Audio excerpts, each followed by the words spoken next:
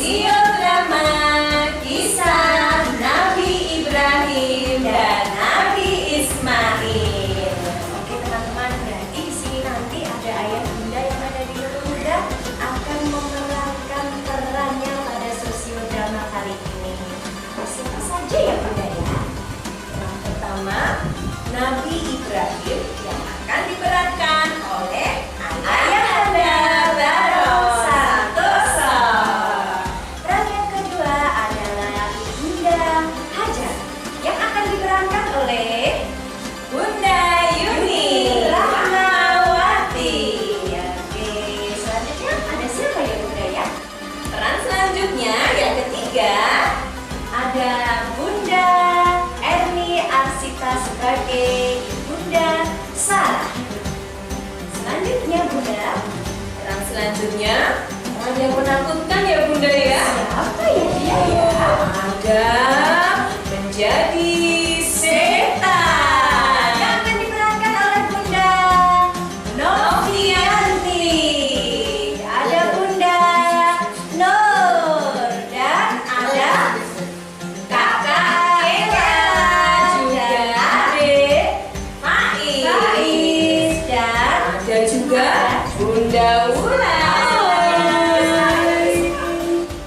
Selanjutnya Bunda Ananda Amar sebagai Ismail.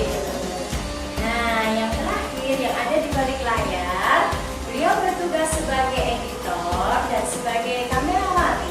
Siapa ya Bunda ya? Ada Bunda Sabila Prima Dewi. Oke teman-teman, kita beri salam dulu yuk. Assalamualaikum warahmatullahi wabarakatuh. Mari kita saksikan sosiodrama kisah Nabi Ibrahim dan Nabi Ismail. Dikisahkan Nabi Ibrahim mempunyai dua orang istri, yaitu Ibunda Hajar dan Ibunda Sarah. Ibunda Sarah belum mempunyai keturunan, sedangkan Ibunda Hajar sudah mempunyai keturunan yang bernama Ismail. Lahirnya Ismail dari Ibunda Hajar ternyata membuat Siti Sarah agak kecewa karena beliau belum mempunyai seorang anak. Ibunda Sarah merasakan kegundahan yang sangat sekali, sehingga Ibunda Sarah meminta kepada Nabi Ibrahim untuk membawa Ibunda Hajar dan Ismail pergi sejauh-jauhnya.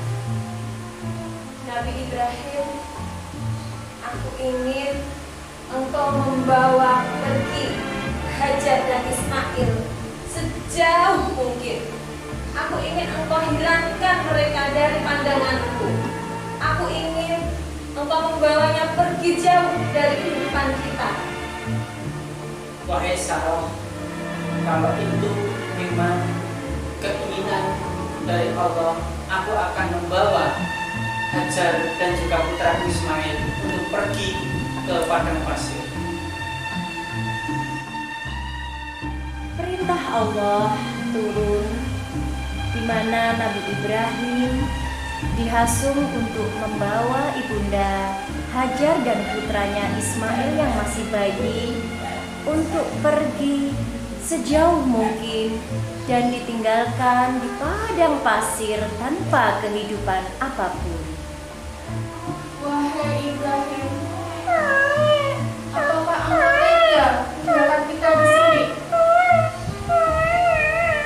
Hajar dan putraku Ismail, aku membawamu ke tengah padang pasir ini bukan keinginanku dan juga bukan keinginan Sarah, tapi ini adalah keinginan dari Allah SWT untuk membawamu ke tengah padang pasir ini.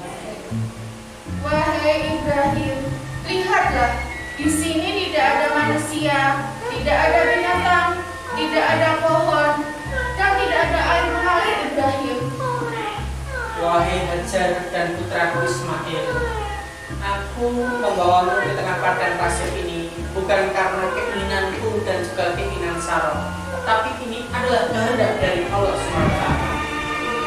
Apakah kita harus diam di sini seperti inilah Ibrahim?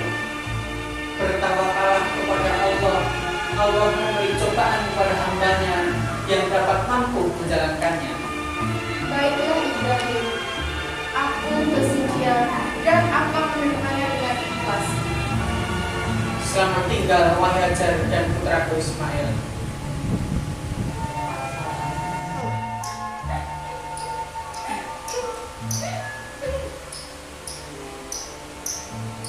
Ya Allah, lindungilah kami dari mara bahaya, selamatkanlah kami, dan bahagiakanlah rumah tangga kami. Keadaan yang menyedihkan dialami oleh Ibunda Hajar dan Ismail kecil. Sabar anakku, ibu akan carikan air untuk kamu. Bekal yang mereka bawa ternyata sudah habis. Air susu Ibunda Hajar sudah tidak keluar lagi. Ismail semakin menangis dengan kencangnya, sedangkan Ibunda Hajar terus berlari dari Bukit Sofa ke Bukit Marwah untuk mencari mata air yang bisa mereka minum. Dengan berlari-lari kecil sebanyak 7 kali, akhirnya Ibunda Hajar melihat ada air mata kecil yang keluar dari bawah kaki Ismail. Ya Allah, ada air.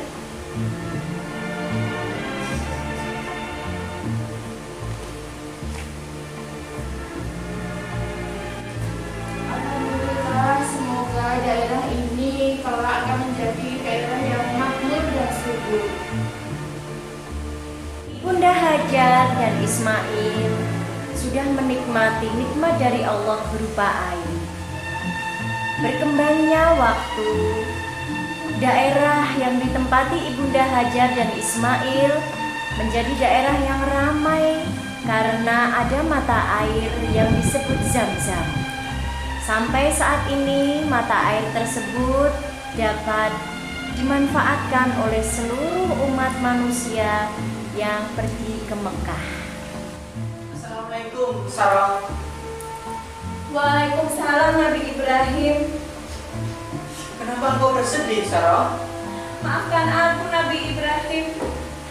Aku telah membuatmu menjauhkan Hajar dan Ismail ke padang pasir yang tandus itu.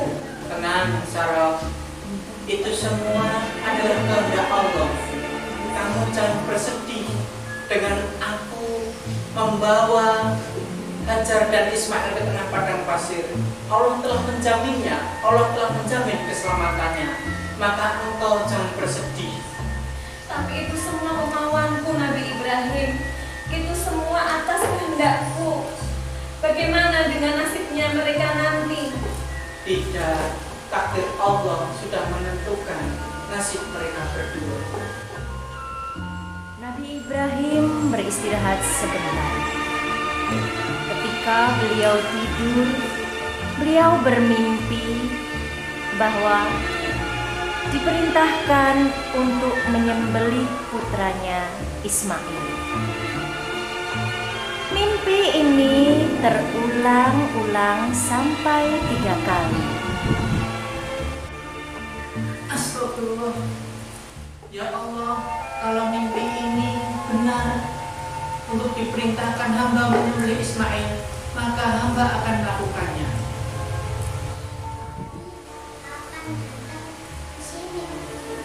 Sabar anakku, insya Allah nanti Abi akan datang ke sini menemui kamu. Sabar ya. Assalamualaikum. Waalaikumsalam. Alhamdulillah akhirnya suamiku Nabi Ibrahim ke sini. Bagaimana keadaanmu dan juga putraku Ismail wahai Hajar? Alhamdulillah Nabi Ibrahim, aku dan anakku sehat.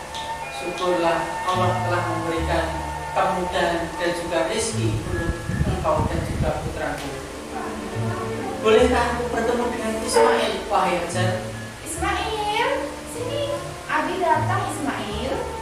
Wah, Ismail, kamu sekarang udah besar. Kamu udah menjadi seorang anak yang dewasa.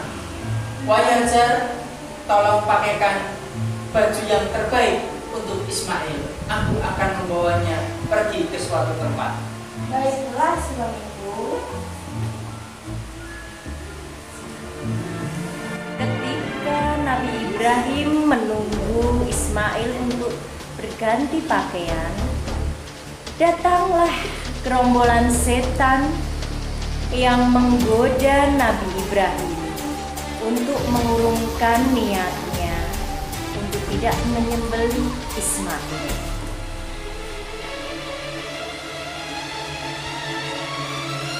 Wahai Ibrahim, apakah kamu tega dengan anakmu Ibrahim? Apakah kamu tidak kasihan kepada ibundanya? Itu sudah ditunggu lama Ibrahim. Wahai setan-setan, itu semua adalah kehendak Allah. Aku seorang hamba hanya berusaha menjalankan apa yang diperintahkan oleh Allah. Karena itu akan menjadi yang terbaik untuk kehidupanku dan keluargaku. Ibunda Hajar sudah memakaikan pakaian yang terbagus yang dikenakan oleh putranya Ismail. Ibunda Hajar mengajak Ismail untuk bertemu dengan ayahnya.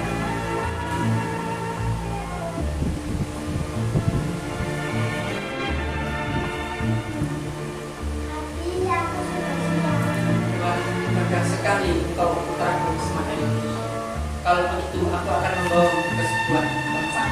Maka berpamitlah dengan ibunda Hajar.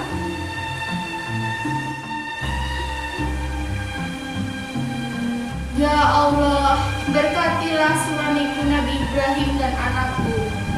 Setelah selesai berdoa, Ibunda Hajar didatangi segerombolan setan. Setan menginginkan Ibunda Hajar untuk mengurungkan niat suaminya, yaitu Nabi Ibrahim. Apakah kamu tega membiarkan suamiku memilih anakmu? Jangan berdusta kau setan. Nabi tidak akan mengerjakan sesuatu yang sia-sia. Tapi jika memang itu sudah menjadi kehendak dan perintah Allah, insya Allah aku bersedia, bahkan aku rela mengorbankan anakku untuk Allah. Pergi kau setan! Pergi kau setan! Hai putraku Ismail, apimu bermimpi untuk menyembelihmu. Ini adalah perintah dari Allah. Apakah engkau mau, wahai putraku Ismail? Sungguh besar kuasamu ya Allah. Engkau menciptakan seorang anak yang soleh, yang mau mentaati perintah dari Allah. Ketika Nabi Ibrahim akan menyandarkan Ismail di atas batu, datanglah segerombolan setan yang tidak henti-hentinya untuk menggoda Ismail agar dia tidak mau memenuhi perintah Allah. Wahai Ismail, kenapa kamu dapat bersenang-senang Ismail? Padahal lihatlah, ayahmu membawa tali dan pisau dan akan menyembelihmu Ismail.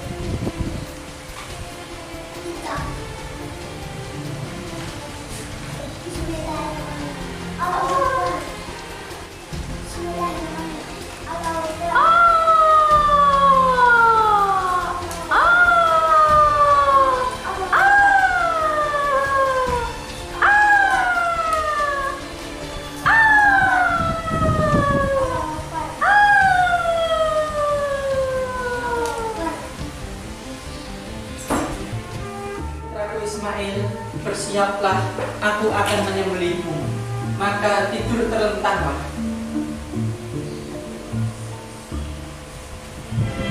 Aku akan menalimu, wahai Ismail.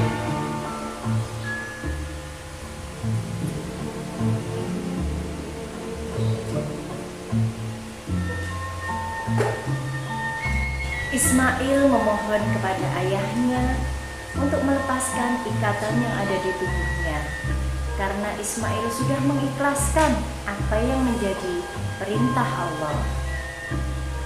Baiklah Ismail, aku akan melepaskan tali ini sebagai bentuk keikhlasanmu terhadap perintah dari Allah. Bismillahirrahmanirrahim. Aku akan menyembelihmu, wahai Ismail. Ketika keikhlasan hati Ibrahim dan Ismail telah dilaksanakan, Allah memerintahkan malaikat Jibril untuk turun menemui Ibrahim dan Ismail. Malaikat berkata, "Wahai Nabi Allah, engkau telah melaksanakan perintah Allah dengan ikhlas. Maka Allah menggantikan hadiah seekor kambing yang sangat besar, sehat, lagi gemuk. Inilah balasan kepada orang-orang yang selalu ikhlas akan perintah Allah Subhanahu wa Ta'ala."